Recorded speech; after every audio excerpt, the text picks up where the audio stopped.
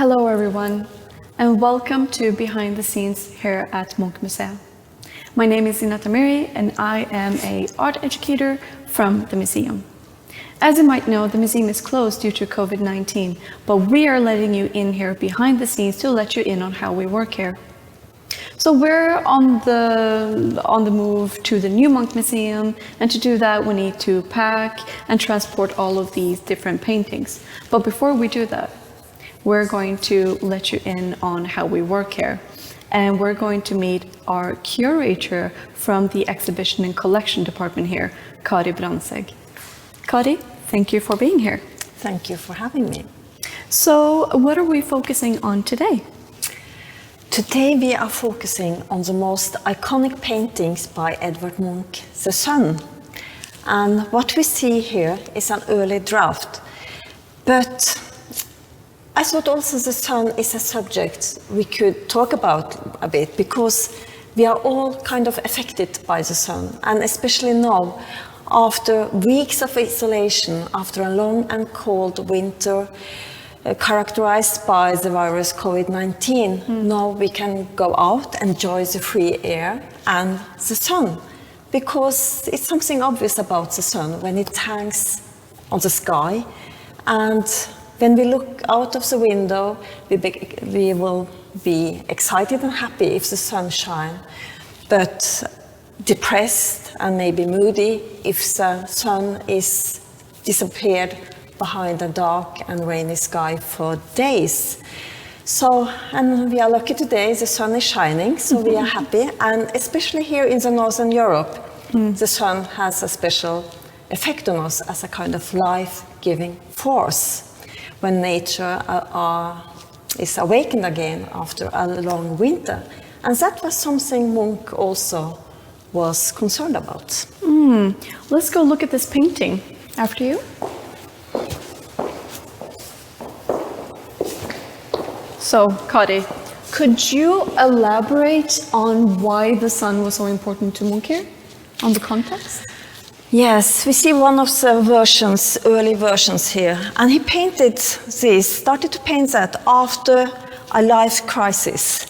He returned back to Norway after a stay at the nerve clinic in Copenhagen, and he had been living abroad for many years, traveling a lot, and now he was alcohol-free, and he was more in balance with himself, and he wanted to start, it was a shift both in his art and life. He wanted to get away from the disturbances and temptations of urban life, and together with his friend and cousin, Ludvig Ravensberg, he took a boat along the south coast of Norway to find a place he wanted to stay and start to paint again. And they came across this place, Skrubben in Kragerø. And here Munch rented a house, and he started to paint the sun, and started on the competition for the Avla decoration at the University of Oslo in 1909. So this became the central motif, the sun, in this Avla decoration. And here in the MUNCH Museum, we have several versions of the sun, because he made a lot of sketches and paintings before he finally managed or was satisfied with the sun, how it's possible to see it in the Avla in Oslo today. And this took a lot of years, from 1911 to 1916, when it was eventually installed and finalized. But here we see these early, very, what should I say, it's a more softer and decorative versions of the sun. And we see the basic elements that are in all the versions of the sun.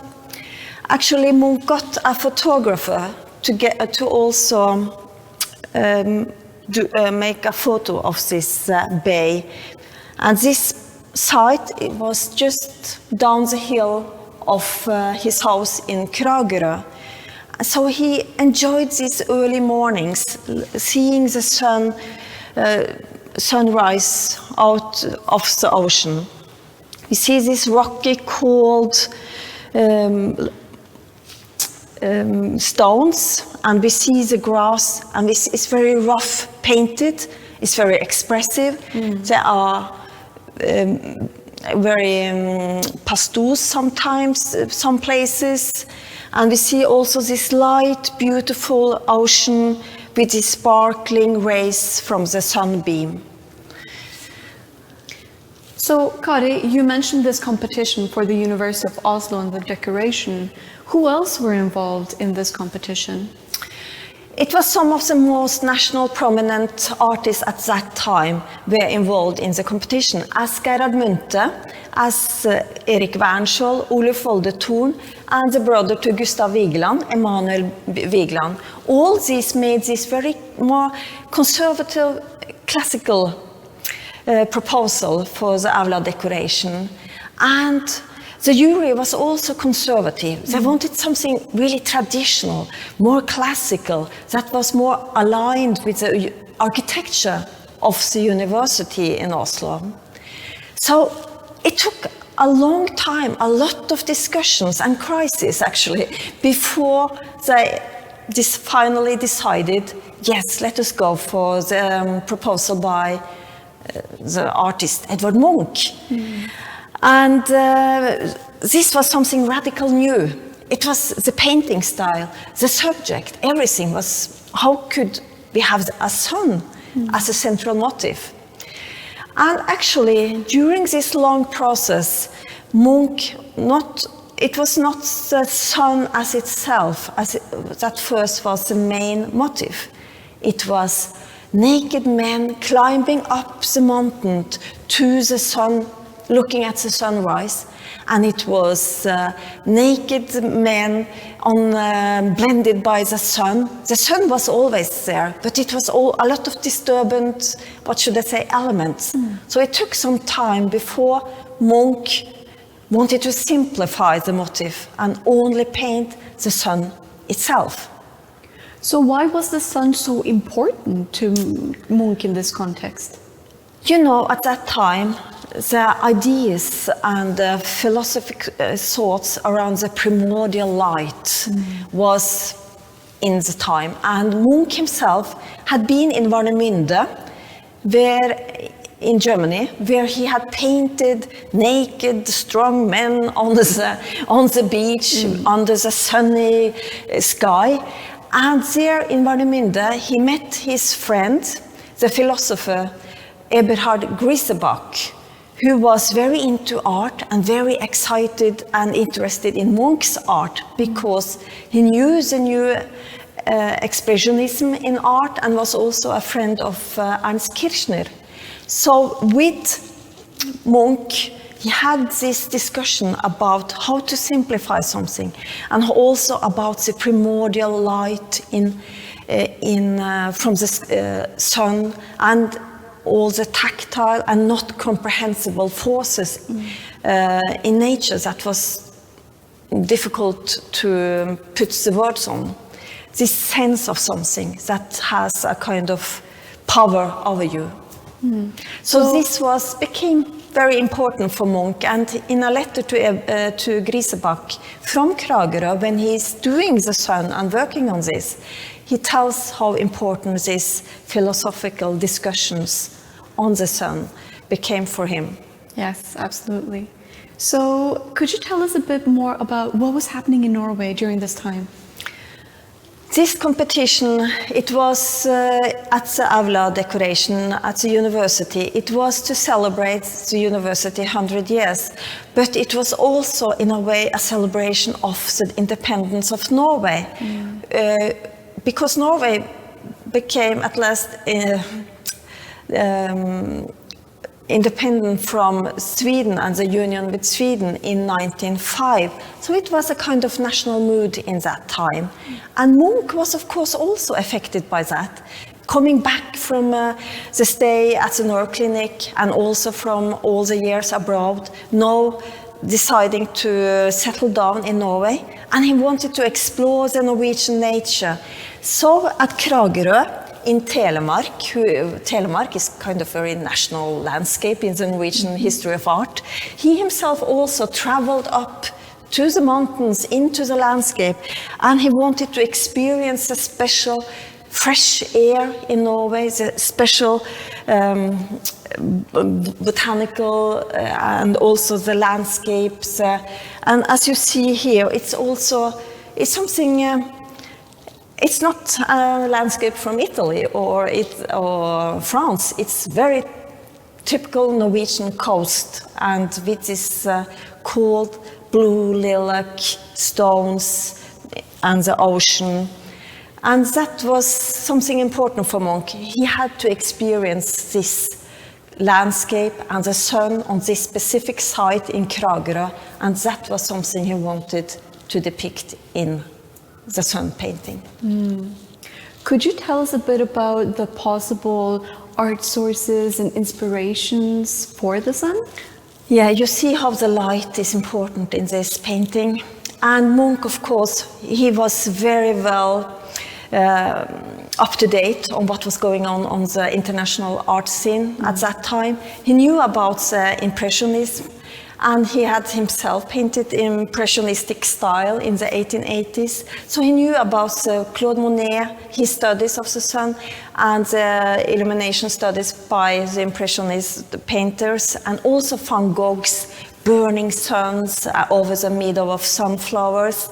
So he had all this, of course, in mind, but he wanted to simplify the sun. He wanted to go directly to the sun and show us the blending sun rays and how it affects us. That was his goal with this painting. It's very interesting when you talk about the last part about simplifying. Would you say that this painting is typical for Munch? Yes, it is in a way typical. We know about his emotional, symbolistic paintings. There he is simplifying the kind of internal feelings in the human beings. The kiss, the melancholy, the jealousy. He is throwing all the conventions, all the, what should I say, he's showing us a direct, intense feeling. And that's the same he's now doing with the external world. He's throwing away all the conventions, all other painters have been looking at the sun before, and he's going directly to the sun. And it is like we can see an eye pupil down here in the sunbeam. And in some of the early sketches of the sun, that is dark, so it is like an eye. And it's the iris here also with these glowing mass, white masses out of this sun eye. So it is like the sun is guarding over us and over actions on the planet. And today it also gives the sun a kind of relevant context when it comes to the climate changes, of course. But for Munch, the sun was a kind of life-giving force. And for us, it is still today. Thank you so much, Kari, for letting us into this and to understand this painting in a whole new way. Thank you for having me. And thank you for following this behind the scenes. Remember, stay safe and take care of each other. Bye. Hello, everybody. Welcome to the Museum Mondays. So my name is Kari Brandtzæg. I'm a curator at the MUNCH Museum in Oslo. And probably most of you have seen the film about where I am talking with tonight about the sun. A painting Munch started to work on in 1909. So we have some questions coming in, and one of them are from John, and he asks, do you know the location of the sun? I suppose I talked a bit about that in the film, and the location of the sun is Kragerø. Outside, it's like 3-4 hours drive from Oslo, and it's the southern coast of Norway. And Munch returned from abroad in 1999, and he wanted to stay a place outside all the temptations in the city. So he took a boat up on the coastline and he found this beautiful place, Skrubben, at Kragerø, and he rented this house for some 2 years actually, when he worked on his proposal for the aula decoration, and started on this beautiful painting, the sun. And then I have another question: how important was nature in Munch paintings generally? And it's Hannah asking about that.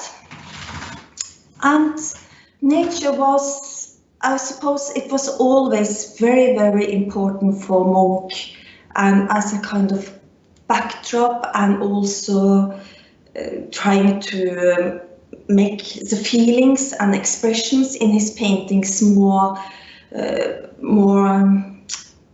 how could I say it, strong for us as a viewer, and also make some emotions more stronger.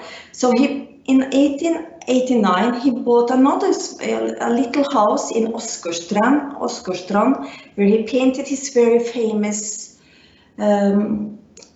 paintings like Melancholy, and we see the ocean, and we see the stones, the rocks, as a kind of bringing the melancholic position of this man sitting there much more stronger for us, his loneliness, all his sorrows and thoughts.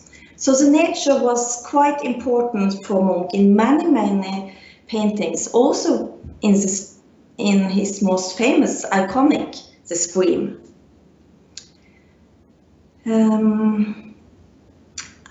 But more and more in general, after he returned from all his traveling around in Europe in 1999, nature and landscapes become more important as a more kind of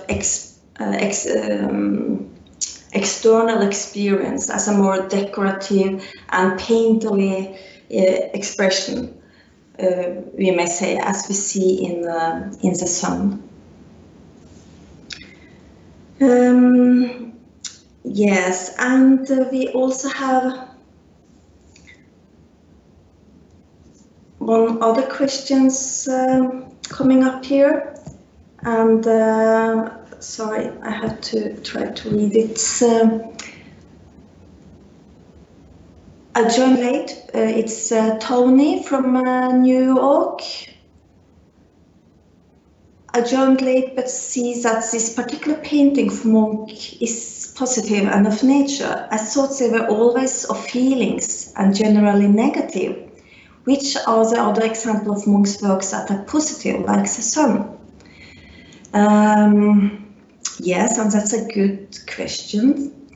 I will say that after he started to paint the sun, we see in 1999, he had then recovered from a kind of life crisis, and he, some years after, he bought his place Ekeli, a beautiful house and a park just outside the center of Oslo in 1916. And there also we see he is like painting a lot of flowers, people in the gardens picking apples, and also we see a lot of paintings from a small forest just outside his garden at this place Ekeli. So there are quite a lot of positive paintings from the late period of his life, actually. It seems that he's coming to terms with all his kind of, what should I say, thoughts and sorrows and longings for what life shall be about.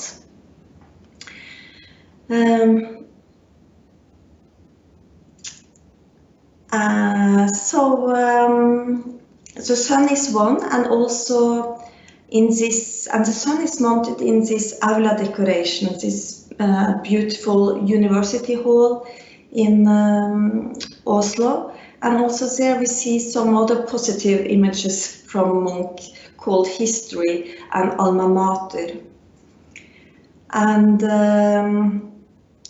this was also made quite soon after Norway became independent. And normally Munch is seen as a very international artist and not so concerned about, what should I say, the national history about Norway, the national landscape. But actually in this time he's also starts to engage in the Norwegian history and also in Norwegian landscape in Telemark, where he's painted, and Kragerø, where he painted the sun. And here we have another question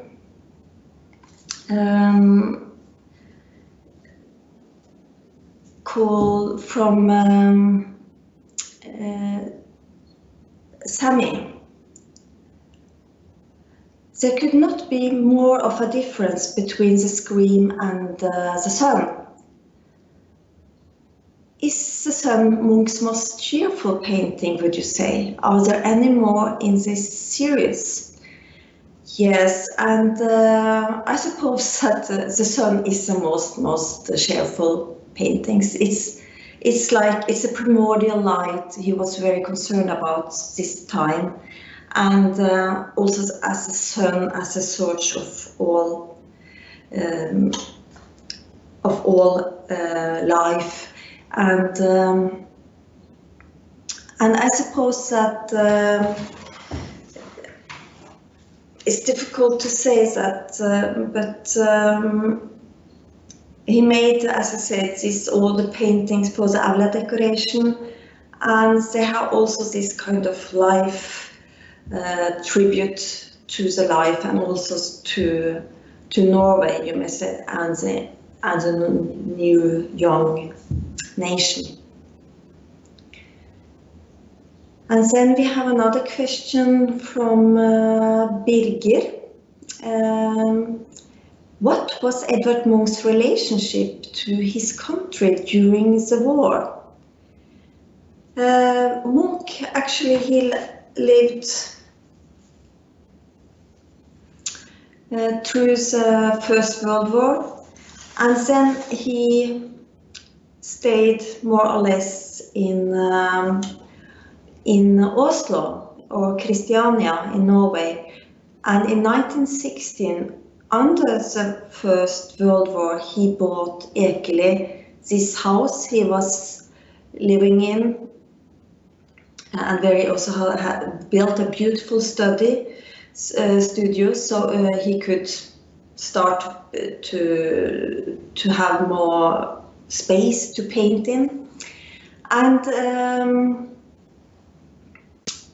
so he was in Norway during the First World War, more or less, and under the Second World War, he died alone at Ekeli. So he actually was living at Ekeli for nearly 30 years. So he died at Ekeli just before the end of in 1944. So I don't know, but he was very concerned about the war, and he was also very sad for the Nazism and how the situation developed in Germany up to the Second World War started. And then we have Johnny. How has this awful pandemic affected your museum? It has affected our museum in that way that unfortunately we had to close the exhibitions, and we have also had home office, all the staff, and we need and we are supposed to have that more or less during the May and June. And but the situation in Norway, it's much more quiet now. So now we could meet in groups for 5 and up to also 20 people. So it's starting to open up. So, but it's unfortunately it has been a sad time for all of us.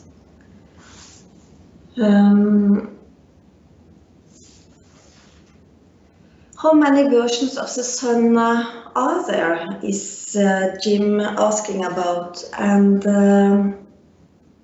yes, there are several versions of the sun. I don't have the exact numbers, but there are 2 very monumental versions of the sun. One is in the Aula, and we have one in the collection of the MUNCH Museum. And there are several studies he did on drawings, and it's 6, 7 also smaller paintings he did of the sun that are really, really beautiful. And one of them we saw in the film earlier. That was a question from I tried to answer from Jim, and now it's Sarah from London. She asks, she says, I love this painting so much. Did any other artists use this same style at around the same time? I did like to find out more about this era. Did anyone influence Munch, or was this groundbreaking at the time? That's a very, very good questions, and very interesting, and also a bit difficult to answer. But it was groundbreaking at the time, and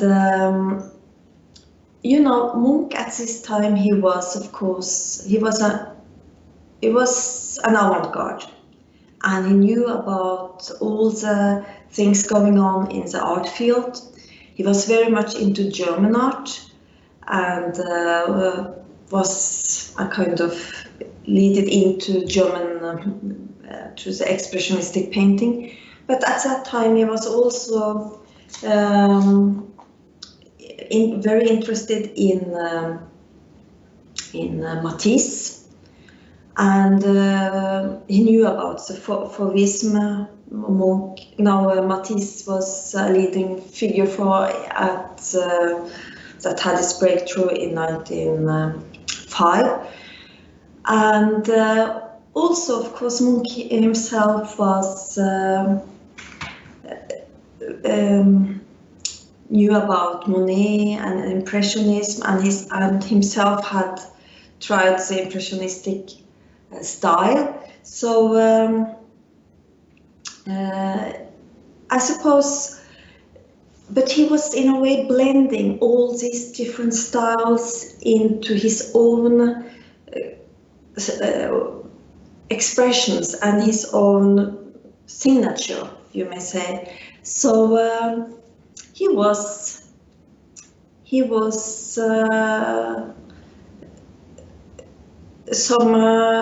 made his own kind of rough expressionistic and also Fauvistic style, blending this together, and that makes him so special in a way, that he had his own way to use the kind of experiments in art and in the paintings at that time. So there's some question from Tony. Did Munch make any paintings that reflected the Spanish flu, of 1918 in some way? And yes, that's a good question and is very relevant today. And there are very few paintings in the history of art that reflects the Spanish flu. And the Spanish flu was a kind of came as a pandemic in the end of the First World War in 1918. So and all were very tired. It was a little food and a lot of sickness, different sicknesses, and I suppose all artists, many artists, were very engaged in the effects from the First World War and the social situation. And Munch himself, the flu came to Norway in 1919, and he became very sick, and probably from the Spanish flu, and he made this self-portrait in 1919 with the Spanish flu, where he is sitting in his chair at Ekeli, and he's like staring at us with a really high temperature eyes, and the mouth is open, and he looks so very, very sick.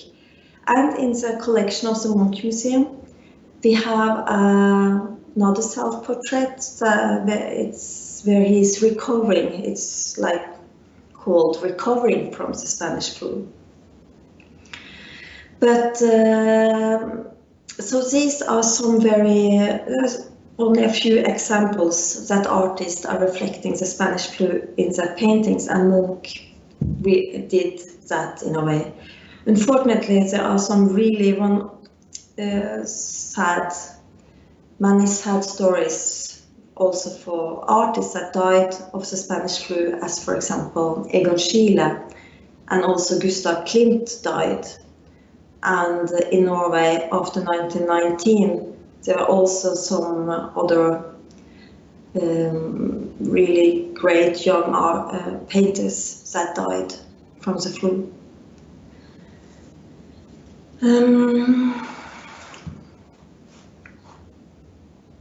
And there we have John from asking from New England, what are you working on at the moment? Has this pandemic affected you and the way you usually work? Yeah, that's a good question. I have had a lot to do actually in this 9-10 weeks. We had this sad situation. So I've been reading and writing a lot. I've been writing several texts on different paintings on Munch that we are preparing for the opening of the new MUNCH Museum, where there will be a new book reflecting a kind of selection of paintings from the selected paintings from our collection. So with one text on each painting. So we are several of the curators and other art historians have been working on writing these texts this period. And I'm also been working on a show with Tracy Emmons that will come at the MUNCH Museum later on.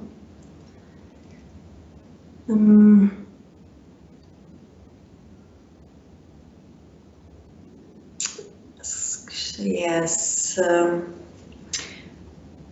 So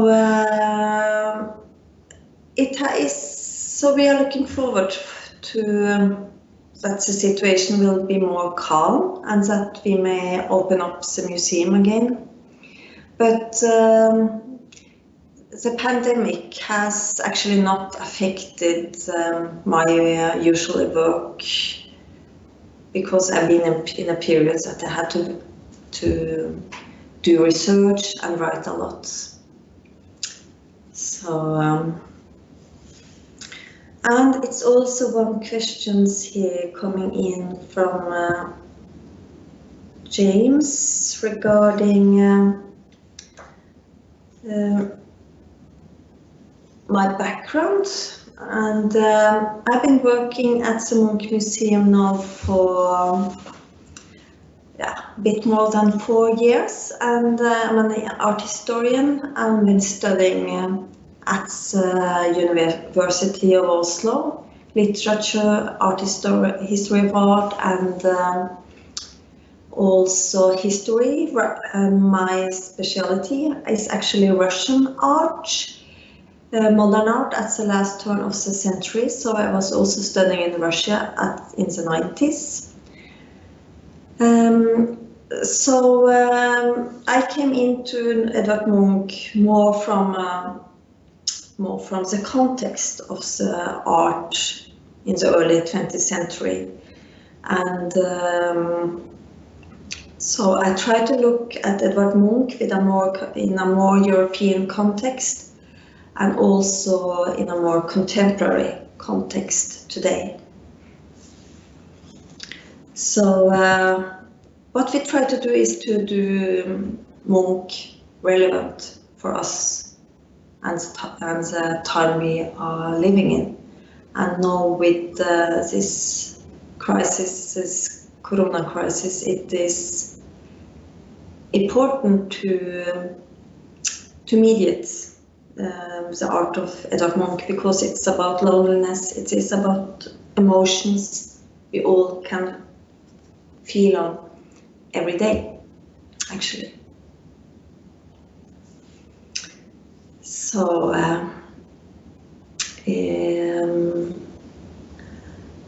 I know when the spring is coming, it was important to look at the more light side of Edvard Munch, and so we may hopefully see that the world will be a good place to stay again quite soon. And also we may also look at the sun maybe also in a more climate context, because Munch was also very concerned about nature, and the sun might also be seen as a kind of big eye looking down on us and all our actions on the planet. So hopefully, maybe we get a better world after the pandemic. I don't know, we will see.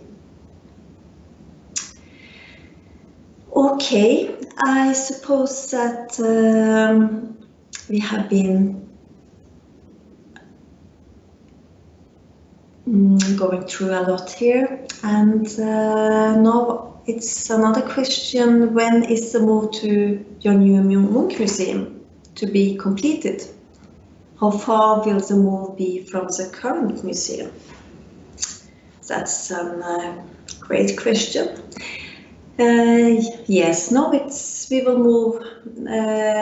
The museum will open probably in November, but we all know that there are uncertain times.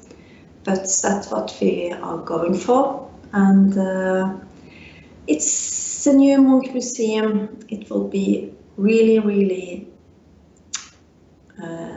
exciting new building. So we are looking forward to that, and we will have a lot of more space to do a lot of different exhibitions, and also show a lot of from the collection of Edvard Munch, or from the MUNCH Museum.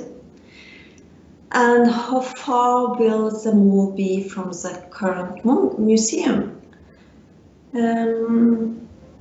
It's not that far, but it's so when I go with my bike from the old MUNCH Museum at Tøyen down to the new MUNCH Museum, which is located in a harbor area.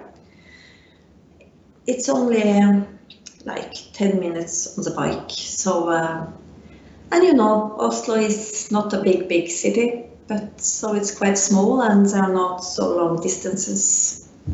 So, but we are looking forward to the new beautiful location when we will have a view all over the Oslo Fjord, and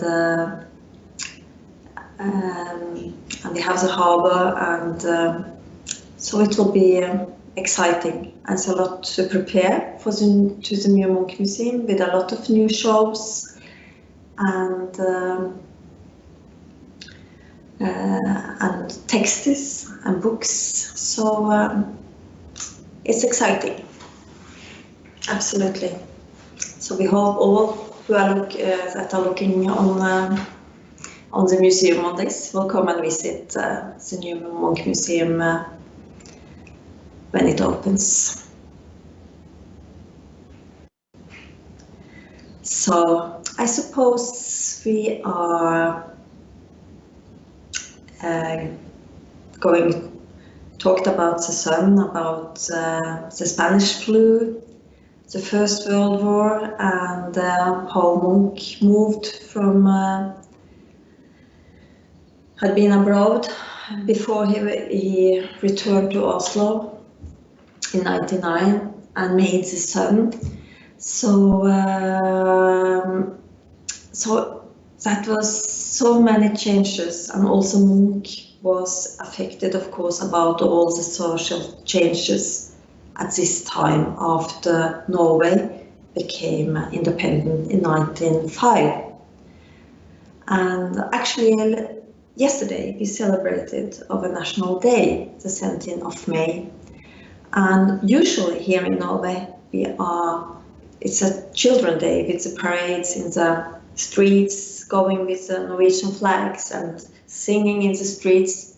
But because of the pandemic, it was so quiet, and no parades in the streets up to the King's Castle. So it is strange times, and we hope it will be better soon.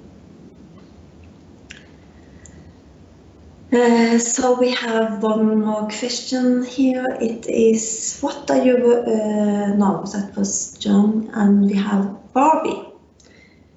I'm traveling to Oslo on July 14th. Will the museum be open? No, unfortunately it will be not. The new museum will not be open, but I'm not sure, because there are so many changes now all the time, when it's possible to open the museum again and for the audience and not. So I suppose you just have to stay tuned and look at the MUNCH Museum's website. I hope the MUNCH Museum will open in June, but unfortunately I have not the details regarding that.